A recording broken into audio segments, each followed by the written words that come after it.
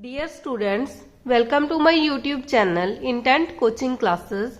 हमारा binomial theorem chapter चल रहा है। इसके पहले वाली वीडियोस में हमने इसके 30 एमसीक्यू कंप्लीट कर लिए हैं और इस चैप्टर का पूरा कंसेप्ट कर लिया है।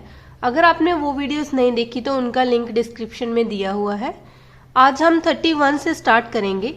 हमारा 31 एमसीक्यू है, the value of NPR and NCR will be equal if n equal to R, r equal to n by 2, r is equal to 1 और n, और डी ऑप्शन है r इज इक्वल टू 0 और 1। तो देखो, हमें पता है कि जो NPR है, अगर हम यहाँ r की जगह पे 0 फिल करें तो NP0 हमारे पास आ जाएगा n factorial upon n minus 0 का फैक्टोरियल। तो इसको हम लिख सकते हैं n factorial upon n factorial, तो ये आ जाएगा 1। ठीक है। और अगर हम NC0 करें, NC0 को हम लिख सकते हैं n फैक्टोरियल अपॉन 0 फैक्टोरियल और n माइनस 0 फैक्टोरियल। ठीक है। हमें पता होना चाहिए जब NPR है तो वो इक्वल टू होता है n factorial upon n minus r factorial, और जो NCR है वो इक्वल टू होता है n factorial upon r factorial into n minus r factorial. ठीक है। और n factorial as it is, 0 का फैक्टोरियल हमें पता है इसकी वैल्यू 1 होती है, और n माइनस 0 n फैक्टोरियल, और ये भी हमारे पास आ गया 1 के इक्वल। इसका मतलब NP0 और NC0 आपस में इक्वल है। अब हम 0 के साथ और 1 भी दिया है, अब हम NP1 फाइंड आउट करेंगे।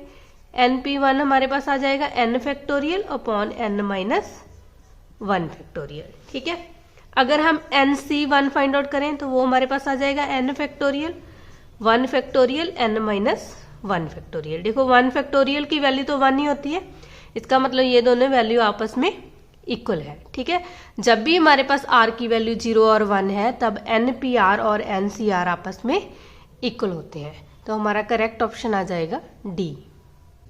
हमारा 32 सम है, if the coefficient of rth term in the expansion of 1 plus x whole power 20 equal to coefficient of r plus 2th term, then r is equal to.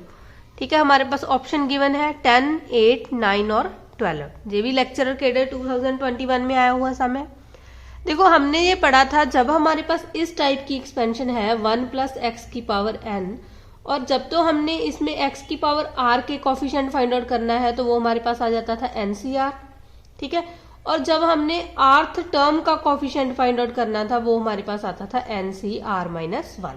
ठीक है। मतलब जिस term का हमने coefficient find out करना था यहाँ उससे एक कम वैल्यू लिख लेनी थी। अब हमें दिया है कि हमारे पास जो rth टर्म का कोफिशिएंट है इस एक्सपेंशन में वो इक्वल टू है r प्लस 2th टर्म के कोफिशिएंट के। ठीक है।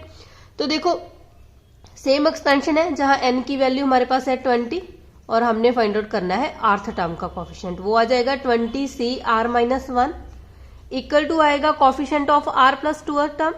इसका मतलब 20c जो ये टर्म है उसमें से 1 माइनस कर देंगे। ठीक है। ये दोनों कोफिशिएंट आपस में इक्वल है, तो अब हम इनको सॉल्व करके r की वैल्यू फाइंड आउट करेंगे। ठीक है। तो आप इसको यहां से भी बाय ऑप्शन कर सकते हो। बाय ऑप्शन हम r की जगह पे वैल्यू फिल करेंगे। r की वैल्यू 10 दी है तो यहाँ हम 10 फिल करेंगे। 20c 10 माइनस 1 ये हो जाएगा 9, और यहाँ हमारे पास आ जाएगा 20c 10 प्लस 2 12, 12 में से 1 सब्ट्रैक्ट करेंगे 11। तो हमने ये रिजल्ट भी पढ़ा है, NCR और NC n माइनस r आपस में इक्वल होते हैं। ठीक है। अगर हम इसको इस तरह लिखें 20c 9 और इसको लिख दे 20c 20 माइनस 11, तो 20 माइनस 11 हमारे पास आ जाएगा 9।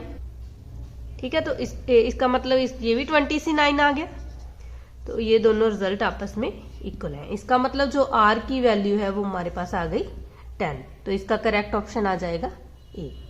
ठीक है। अदरवाइज आप क्या करोगे, इसका भी कॉम्बिनेशन खोलोगे और इसका भी कॉम्बिनेशन खोलोगे। ठीक है। उन दोनों को कंबाइन करोगे तो r की वैल्यू आ जाएगी।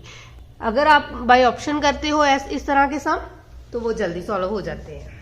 हमारा 33rd सम है, the sum of the coefficient in the expansion of 1 minus X whole power 10। ठीक है। ये भी लेक्चरर कैडर में आया हुआ सम है। हमें पता है जब भी हमने sum of coefficient find out करना है तो जितने भी वेरिएबल है उनकी जगह पे 1 फिल कर देना है। तो यहाँ हमारे पास x वेरिएबल है, x की जगह पे 1 फिल करेंगे तो हमारे पास आ जाएगा 1 माइनस 1 0, 0 की पावर 10 0 ही आ जाएगा। तो इसका करेक्ट ऑप्शन है ए। हमारा 34th सम है the number of terms in the expansion. हमने पढ़ा है जब भी हमारे पास इस टाइप की एक्सपेंशन है, ठीक है, और यहाँ बीच में हमारे पास माइनस का साइन है, तो इसमें जो नंबर ऑफ टर्म्स होती है उसका फार्मूला होता है n+1/2 का ग्रेटेस्ट इंटीजर। ठीक है, यहाँ n की वैल्यू है 10, 10 + 1 करेंगे 11/2, 11/2 हमारे पास आ जाएगा 5.5, तो इसका ग्रेटेस्ट इंटीजर आ जाएगा 5। इसमें जो नंबर ऑफ टर्म्स है वो हमारे पास है 5, तो इसका करेक्ट आंसर आ जाएगा सी। हमारा 35th सम है, ये भी लेक्चरर कैडर में आया हुआ है। The coefficient of 1/x in the expansion of 1/x + 1 whole power n into 1 + x whole power n is. ठीक है, देखो सबसे पहले हम इसका एलसीएम लेंगे, तो यहाँ से हमारे पास आ जाएगा 1 + x इसकी होल पावर n और अपॉन में आ जाएगा x की पावर n इंटू 1 + x की पावर n। ठीक है, तो इसको तो कॉमन ले लेंगे 1/x की पावर n को, ये हमारे पास बन गया। अगर बेस इक्वल है तो पावर से ऐड हो जाती है, तो ये हमारे पास बन जाएगा 1 + x की पावर 2n। ठीक है, अब 1/x की पावर n तो एज इट इज आ जाएगा। हम इसकी एक्सपेंशन खोल लेंगे, ठीक है, तो यह हमारे पास आ जाएगा n की वैल्यू है 2n, nc 0 x की पावर 0 प्लस nc 1 x की power 1 plus nc 2 x square plus and so on. हमारे पास चलेगा 2nc n-1 x की पावर n-1। ठीक है, हमें यहाँ तक लिख लेना है क्योंकि हमें 1/x का कोफिशिएंट चाहिए। अब हमें पता है जब हम इस टर्म को इसके साथ मल्टीप्लाई करेंगे, ठीक है, x की पावर n-1 है, अपॉन में x की पावर n है, ये आ जाएगा x की पावर -1 और मतलब 1/x। ठीक है, कंपेयरिंग करेंगे कोफिशिएंट, हमें चाहिए कोफिशिएंट ऑफ 1/x, तो वो हमारे पास आ जाएगा ये वाला 2nc n-1। ऑप्शन है डी। हमारा नेक्स्ट सम है 36 द कोफिशिएंट ऑफ x की power n in the expansion of this is. ठीक है, एक मेथड तो सेम ही है जैसे हमने 35th सम किया है कि 1 + x को हम एज इट इज लिख लेंगे और इसकी हम बाइनोमियल एक्सपेंशन खोल लेंगे। ठीक है, 1 - x की पावर n, इसकी एक्सपेंशन हमारे पास होती है nc 0 1 लिख लेंगे minus nc 1 into x plus nc 2 x का square plus and so on -1 की power n-1 nc n-1 x की पावर n-1। ठीक है, प्लस -1 की power n nc n x की पावर n। अब हमें चाहिए कोफिशिएंट ऑफ x की पावर n। पहले तो हम 1 के साथ मल्टीप्लाई करेंगे, हमें पता है 1 को जब इसके साथ मल्टीप्लाई करेंगे तो यहाँ x की पावर n का कोफिशिएंट हमारे पास आ जाएगा -1 की पावर n nc n। ठीक है, और जब x को हम इस टर्म के साथ मल्टीप्लाई करेंगे तो यहाँ हमें पता है बेस इक्वल है तो पावर से ऐड हो जाएगी, मतलब x की पावर n बच जाएगी हमारे पास, तो इसका कोफिशिएंट हमारे पास आ गया -1 की पावर n-1 nc n-1। ठीक है, और यहाँ से -1 की पावर n तो हम कॉमन ले लेंगे, nc n को हम 1 लिख सकते हैं, और यहाँ हमारे पास -1 की पावर -1, यहाँ हमारे पास -1 की पावर n तो हमने कॉमन ले ली, -1 की पावर -1 और nc n-1 है। अगर हम इसको लिखें n फैक्टोरियल n-1 फैक्टोरियल, ठीक है, n-n + 1 फैक्टोरियल, ये तो कैंसिल हो गया। यहाँ हमारे पास बन गया n factorial upon n-1, n-1 को n फैक्टोरियल को हम कॉमन ले लेंगे यहाँ से n, यहाँ हमारे पास आ जाएगा n-1 factorial upon n-1 factorial, मतलब यहाँ हम n लिख सकते हैं, और -1 की पावर 1 ये हमारे पास माइनस ही आ जाएगा, -1 की पावर n 1 - n, तो हमारा करेक्ट ऑप्शन आ जाएगा बी। इसी सम को हम एक और मेथड से करेंगे, ठीक है, वो मेथड इससे ज्यादा इजी है। हम क्या करेंगे, जो हमारी n है उसकी वैल्यू फिल कर लेंगे। सपोज यहाँ हम n की वैल्यू 2 ले लेते हैं, तो हमारे पास आ जाएगा 1 + x 1 - x की पावर 2। अब इसको जब सॉल्व करेंगे ये आ गया 1 + x 1 + x का स्क्वायर माइनस के 2x। ठीक है, अगर इसको मल्टीप्लाई कर लेंगे ये हमारे पास बन गया 1 + x² - 2x, और इसको x के साथ मल्टीप्लाई करेंगे तो ये आ गया x³ - 2x²। ठीक है, n को 2 पुट किया है, इसका मतलब इस एक्सपेंशन में हमने x² का कोफिशिएंट फाइंड आउट करना है। देखो एक्स स्क्वायर का कोफिशिएंट एक तो 1 है, एक हमारे पास है -2। ठीक है, इनको सॉल्व करते हैं तो हमारे पास आंसर आता है -1। अब हम वाई ऑप्शन पुट करके देखेंगे किसमें हमारे पास n की वैल्यू 2 फिल करने से -1 आता है। देखो यहाँ अगर हम n की वैल्यू 2 फिल करें तो ये आ जाएगा 2 - 1, 1 आ जाएगा, मतलब माइनस और माइनस के 2 आ जाएगा, लेकिन हमारे पास तो आता है 1। ये ऑप्शन तो इनकरेक्ट हो गया। ठीक है, अब सेकंड ऑप्शन में देखो, यहाँ हम -1 की पावर 2 तो 1 हो गया, 1 - 2 यहाँ फिल करेंगे तो ये आएगा -1। इसका मतलब बी ऑप्शन पे -1 आ रहा है। अब हम सी ऑप्शन भी चेक करेंगे एक बार। ठीक है, यहाँ हमारे पास है -1 की पावर 2 - 1 1, 2 - 1 का स्क्वायर, तो ये हमारे पास आ गया -1, 2 में से 1 को सब्ट्रैक्ट करेंगे 1, ये हमारे पास ये भी आ रहा है -1। इसका मतलब ये दो ऑप्शन में -1 आ रहा है। ठीक है, मतलब हमारा आंसर ये भी हो सकता है और ये भी। यहाँ हम 2 फिल करेंगे तो ये 1 है, इसका मतलब दो ऑप्शन तो कट गए, इन दोनों में से आएगा। तो अब हम क्या करेंगे, n की वैल्यू हम एक नंबर और ले लेंगे। सपोज अगर हम n को 3 फिल करें तो ये हमारे पास आ जाएगा 1 + x और 1 - x की पावर 3। तो 1 + x as it is, 1 - x³ इसका फार्मूला खोलेंगे, ये हमारे पास आ जाएगा a³ - b³ - 3ab ब्रैकेट में होता है a - b, मतलब 1 + x 1 - x³ - 3x - 3x square. ठीक है, तो हमारे पास ये वाली टर्म आ गई। अब हमने फाइंड आउट करने हैं कोफिशिएंट, कंपेयरिंग करने हैं x³ के। ठीक है, तो 1 को इसके साथ मल्टीप्लाई करेंगे तो यहाँ हमारे पास आ गया -1। अब जब x को x² के साथ मल्टीप्लाई करेंगे तो x³ बन जाएगा। ठीक है, तो x³ का जो कोफिशिएंट है वो आ गया 3, तो यहां से हमारे पास आंसर आ गया 2। इसका मतलब जब हम n की वैल्यू 3 फिल करते हैं तो हमारे पास 2 आना चाहिए। अब देखो पहले तो हम बी ऑप्शन में फिल करेंगे, -1 की पावर n की वैल्यू 3, 1 - 3, -1 की पावर 3 -1 और 1 - 3 हमारे पास आ गया -2, मल्टीप्लाई करेंगे तो वो आ गया +2।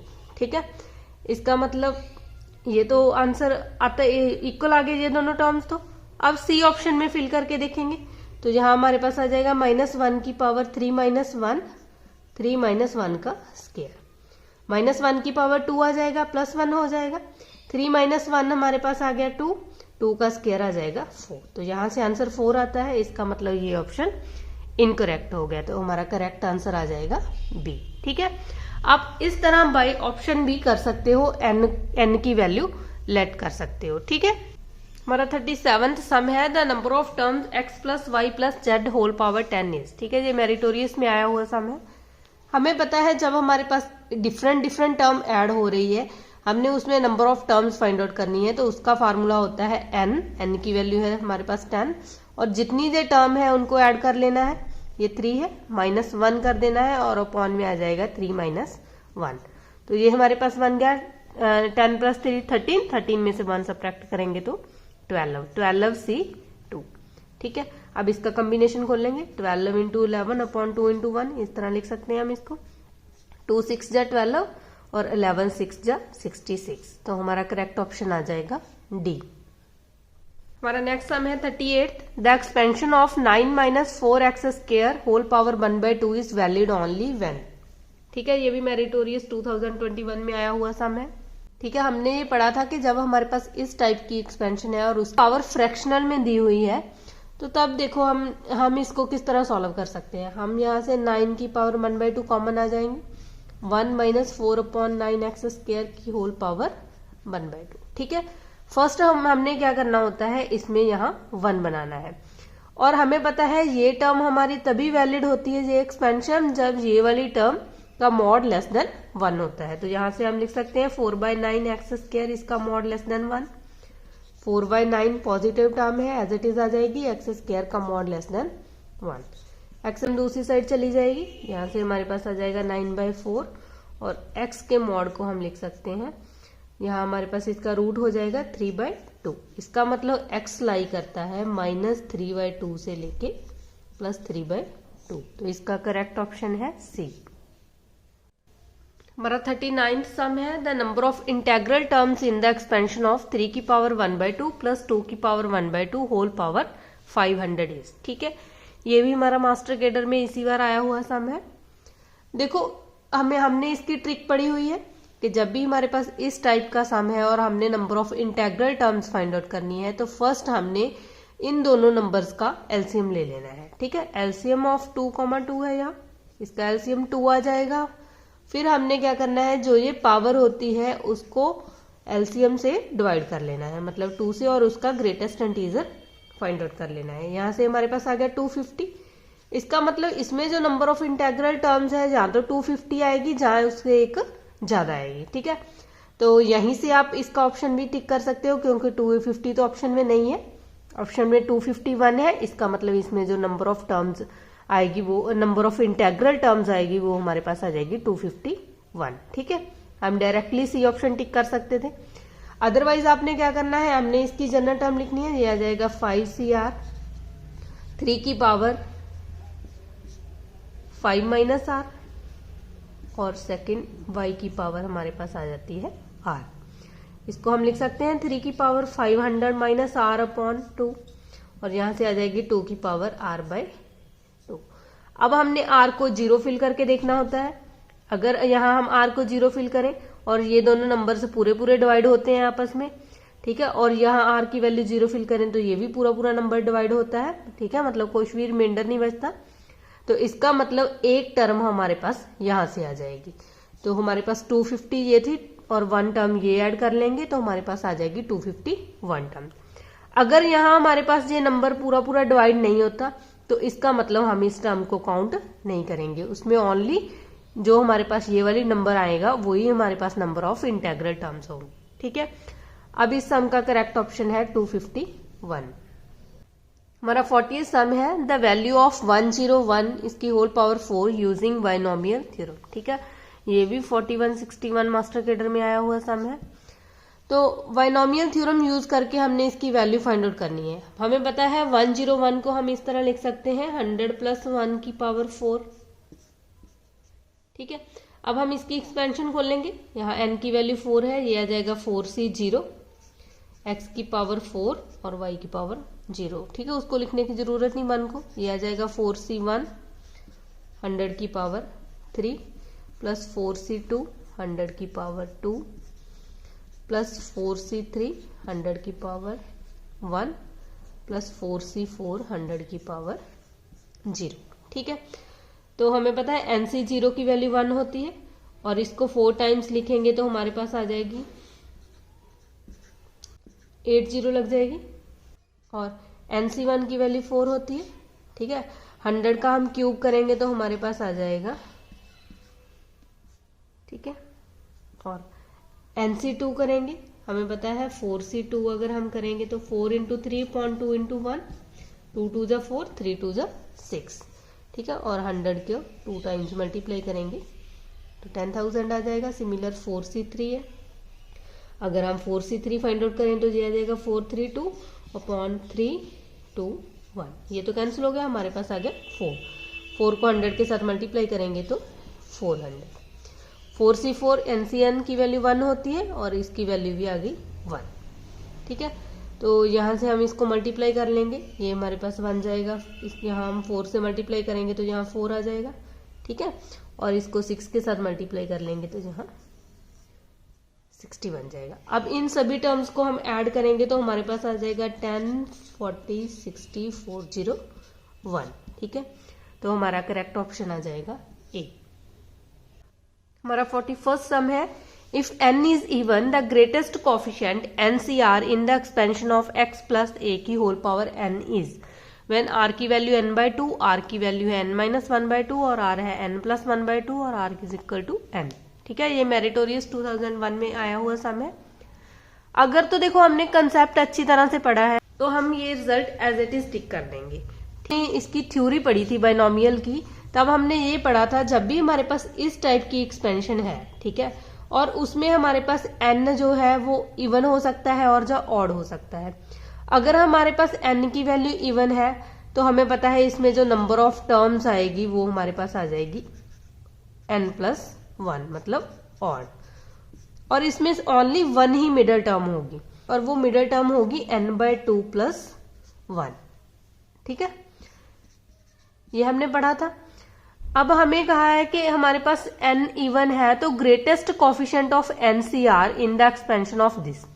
ठीक है, तो हमें पता है जब भी हमारे पास ग्रेटेस्ट कोफिशिएंट हमने फाइंड आउट करना है, तो greatest coefficient always middle term का होता है। ठीक, मतलब NCR है तो R की वैल्यू क्या होगी, हमें पता है मिडल टर्म का जब हम लिखेंगे इसको हम लिख सकते हैं NCn/2। मिडल टर्म का कोफिशिएंट ये होता है, इसका मतलब यहाँ R की वैल्यू हमारे पास किसके इक्वल आ गई, n/2 के। तो इसका करेक्ट ऑप्शन आ जाएगा ए।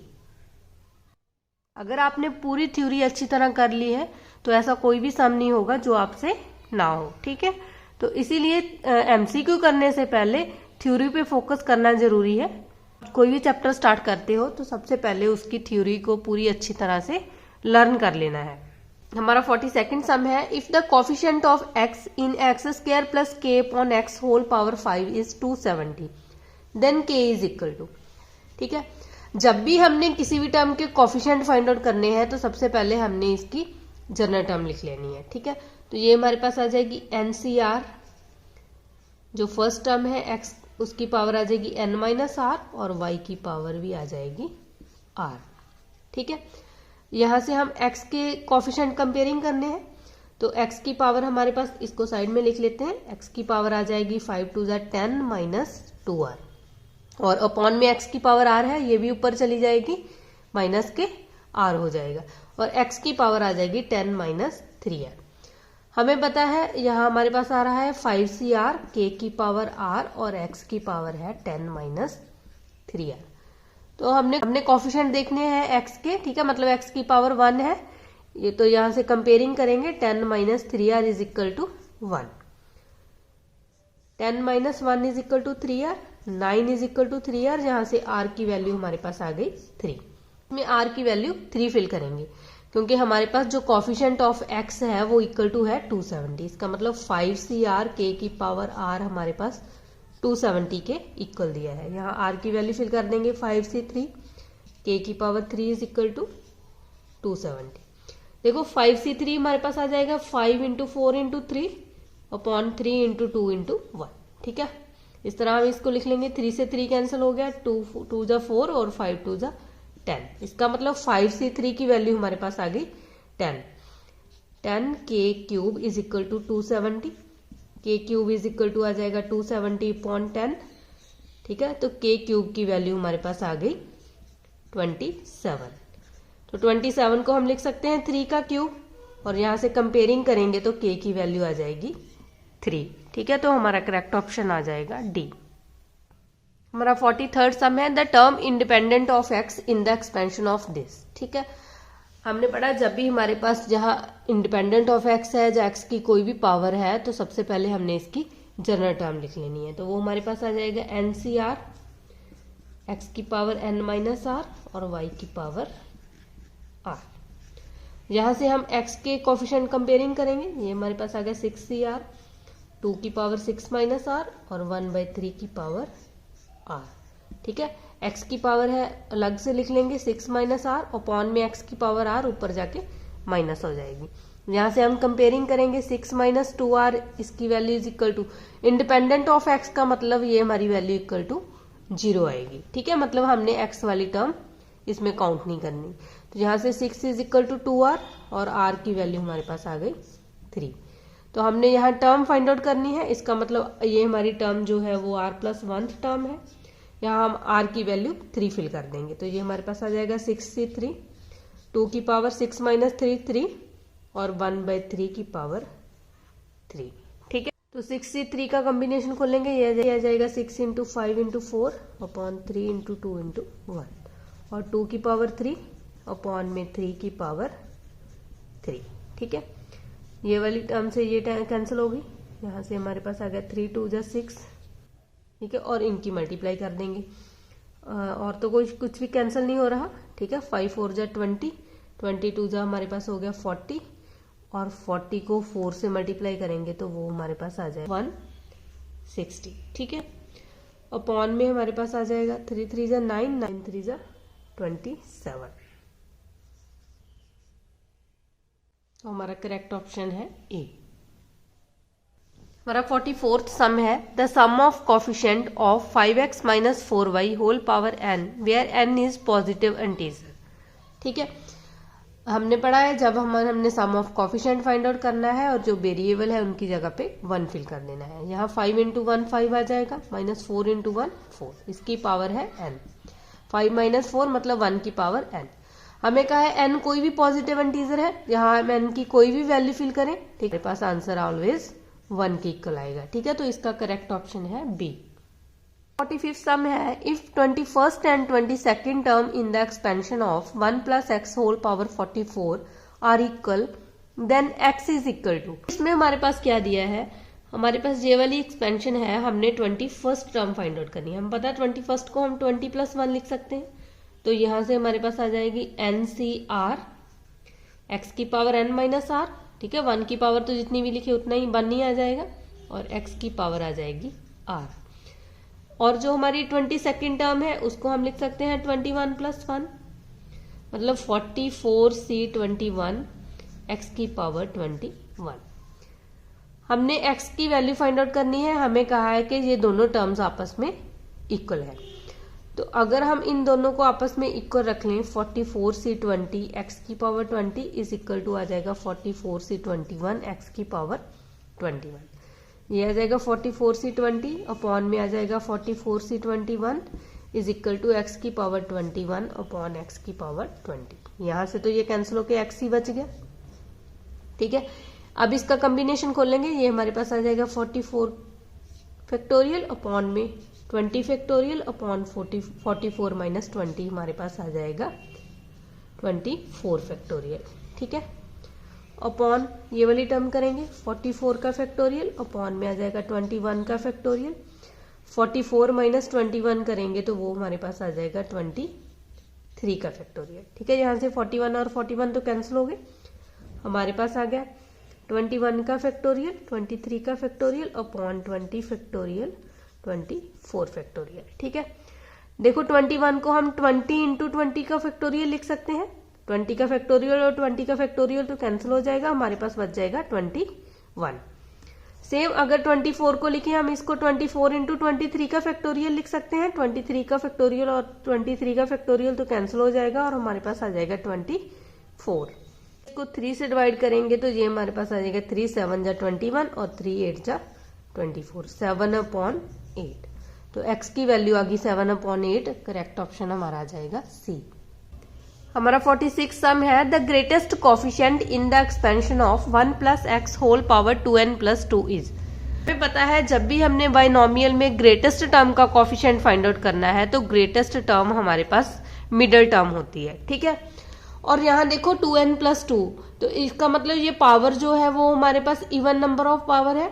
अगर हमारे पास n की वैल्यू इवन नंबर है, ठीक है, तो हमारे पास ओनली 1 मिडल टर्म होगी और उसकी वैल्यू हमारे पास होती है NCn/2 अगर हम उसका कोफिशिएंट लिखते हैं। ठीक है, तो यहाँ हमारे पास ग्रेटेस्ट कोफिशिएंट ही कहा है, तो हमें पता है मिडल टर्म का कोफिशिएंट जो है वो ग्रेटेस्ट कोफिशिएंट होगा।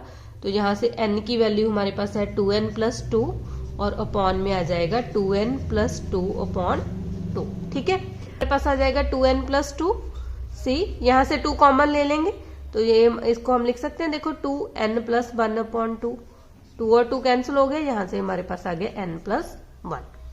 अब इस कॉम्बिनेशन खोलेंगे तो ये हमारे पास बन जाएगा 2n प्लस 2 इसका फैक्टोरियल अपॉन n प्लस 1 का factorial into 2n plus 2 minus n minus 1 इसका फैक्टोरियल। ठीक है, इन दोनों का डिफरेंस यही होता है, तो ये हमारे पास आ जाएगा 2n प्लस 2 का फैक्टोरियल अपॉन में n प्लस 1 का फैक्टोरियल। इसको खोलेंगे 2n में से n को सब्ट्रैक्ट किया तो n, 2 में से 1 को सब्ट्रैक्ट किया तो प्लस के 1 इसका फैक्टोरियल। इसको हम लिख सकते हैं n प्लस 1 का फैक्टोरियल उसका स्क्वायर। ठीक है, तो हमारा करेक्ट ऑप्शन आ जाएगा डी। हमारा 47th सम है let SP and SQ be the coefficient of x की पावर p एंड x की power q respectively in 1 plus X की whole power p plus q then. ठीक है, तो हमने ये पढ़ा था कि हमारे पास जब भी इस टाइप की एक्सपेंशन है 1 प्लस एक्स की पावर n और हमने x की पावर r का कोफिशिएंट फाइंड आउट करना है, तो वो हमारे पास आता है NCR। सिमिलर अगर हमारे पास x की पावर p है और ये वाली एक्सपेंशन है, हमने x की पावर p का कोफिशिएंट फाइंड आउट करना है जिसको हमने SP से डिनोट किया है, ठीक है। तो वो हमारे पास आ जाएगा p plus Q C p। तो इसका कॉम्बिनेशन खोल लेंगे, ये हमारे पास बन जाएगा p प्लस क्यू का फैक्टोरियल अपॉन p का फैक्टोरियल, अपॉन में इन दोनों का डिफरेंस करेंगे तो यहाँ हमारे पास आ जाएगा q का फैक्टोरियल, ठीक है। अगर हमने SQ फाइंड आउट करना है, मतलब कोफिशिएंट ऑफ x की पावर q, तो वो हमारे पास बन जाएगा p plus Q C Q. इसको हम लिख सकते हैं p प्लस क्यू का फैक्टोरियल अपॉन q का फैक्टोरियल, अपॉन में इन दोनों का डिफरेंस करेंगे तो वो आ जाएगा p का फैक्टोरियल, ठीक है। तो ये दोनों वैल्यूज आपस में इक्वल है, तो इसका मतलब x की SP और SQ आपस में इक्वल है, तो इसका करेक्ट ऑप्शन आ जाएगा C। हमारा 48th सम है, in Pascal's triangle each row is bounded by. तो हमने ये पढ़ा है कि जो पास्कल ट्रायंगल है वो ऑलवेज बाउंडेड होती है 1 1 से, तो इसका करेक्ट ऑप्शन आ जाएगा A, ठीक है। हम इस तरह लिखते थे पास्कल ट्रायंगल को, तो ये हमारे पास आ जाएगा 2 1, ठीक है। जब हम कोफिशिएंट लिखते थे तो हम इस तरह लिखते थे, मतलब जो हमारी पास्कल ट्रायंगल है वो 1 1 से बाउंडेड होती है। हमारा 49th सम है, if x is positive then first negative term in the expansion of this, ठीक है। इस एक्सपेंशन में हमने first negative term find out करनी है। हमने ये पढ़ा था जब हमारे पास इस टाइप की एक्सपेंशन है 1 प्लस एक्स की पावर n, तो हमने उसको इस तरह सॉल्व करना है 1 plus N X plus n minus 1 upon 2 factorial X square plus n minus 1 n minus 2 upon 3 factorial X cube plus n so on, ठीक है। अब हम क्या फाइंड आउट करेंगे, हमने ये देखना है कि कौन सी टर्म नेगेटिव आती है। देखो n की वैल्यू हमें पता है, फर्स्ट टर्म तो 1 है, n की वैल्यू हमारे पास है 27/5, सेकेंड टर्म हमारे पास ये वाली होगी, और थर्ड टर्म हमने क्या करना है, इसमें से 1 माइनस करना है। 27 में से अगर हम 27/5 में से 1 माइनस करेंगे तो ये हमारे पास आ जाएगा 27, एलसीएम ले लेंगे ना इसका, 27 में से 5 को सब्ट्रैक्ट करेंगे तो ये आ जाएगी 22/5, ठीक है। उसके बाद जो 22/5 आ गई उसमें से फिर हम 1 को माइनस कर देंगे, तो वहां से हमारे पास आ जाएगी टर्म 17/5। फिर 17/5 में से अगर हम 1 माइनस करेंगे तो वहां से हमारे पास आ जाएगी 12/5। 12/5 में से फिर से 1 माइनस कर देंगे तो वो हमारे पास आ जाएगी 7/5, और 7/5 में से फिर 1 माइनस करेंगे तो वो हमारे पास आ जाएगी 2/5, और 2/5 में से जब हम 1 माइनस करेंगे तो वो हमारे पास आ जाएगी माइनस के 3/5, ठीक है। इसका मतलब यहां जाके हमारे पास एक नंबर नेगेटिव आ गया। अगर हमारे पास एक नंबर नेगेटिव आ गया, ठीक है, तो इसका मतलब जो हमारी, देखो ये कौन सी टर्म बनती है, first second third fourth fifth six seventh eighth, इसका मतलब जो हमारी 8th टर्म आएगी वो हमारी फर्स्ट नेगेटिव टर्म आएगी, ठीक है। ऐसे नहीं कि अगर हम ये पूरा सॉल्व करेंगे तो वो बहुत लेंथी चला जाएगा और उसमें बहुत टाइम कंज्यूम होता है, इसलिए हम इसको इस शॉर्टकट्स की हेल्प से ही फाइंड आउट करेंगे। हमने n को देख लेना है, उसमें से 1 1 माइनस करते जाना है, जो आंसर आता जाएगा यहां जाके हमारे पास नेगेटिव टर्म बन गई, वही हमारी फर्स्ट नेगेटिव टर्म होगी, ठीक है। तो इसका करेक्ट ऑप्शन आ जाएगा बी। हमारा 50th सम है, in the expansion of 3x plus 2 whole power 4। हमारा 50th सम है, in the expansion of 3x plus 2 whole power 4 the coefficient of the middle term is. हमने मिडल टर्म के coefficient find out करने हैं, ठीक है।